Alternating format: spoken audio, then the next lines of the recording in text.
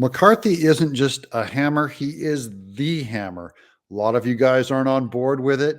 Just tell me what you disagree with about this statement as he completely crushes the press. Let me be very clear and respectful to you.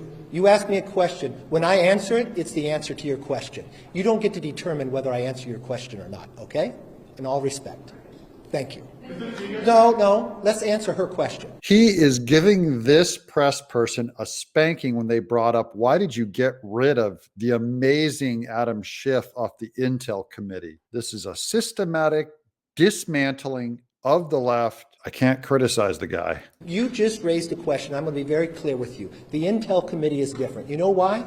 Because what happens in the Intel committee, you don't know. What happens in the Intel committee, although the secrets are going on in the world, other members of Congress don't know. What did Adam Schiff do as the chairman of the Intel Committee? What Adam Schiff did, use his power as a chairman and lie to the American public. Even the Inspector General said it. When Devin Nunes put out a memo, he said it was false. When we had a laptop, he used it before an election to be politics and say that it was false and said it was the Russians. When he knew different, when he knew the Intel, if you talk to John Radcliffe, DNI, he came out ahead of time and says there's no intel to prove that, and he used his position as chairman, knowing he has information the rest of America does not, and lied to the American public. When a whistleblower came forward, he said he did not know the individual, even though his staff had met with him and set it up. So no, he does not have a right to sit on that. But I will not be like Democrats and play politics with these, where they removed Republicans from committees and all committees.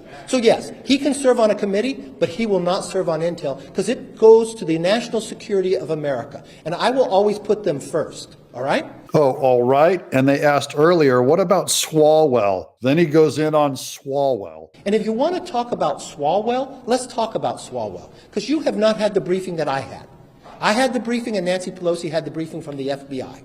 The FBI never came before this Congress to tell the leadership of this Congress that Eric Swalwell had a problem with a Chinese spy. A problem with a Chinese prostitute. Until he served on Intel. So it wasn't just us who were concerned about it. The FBI was concerned about putting a member of Congress on the Intel committee that has the rights to see things that others don't because of his knowledge and relationship with a Chinese spy. Prostitute. They brought it to the works of the leaders.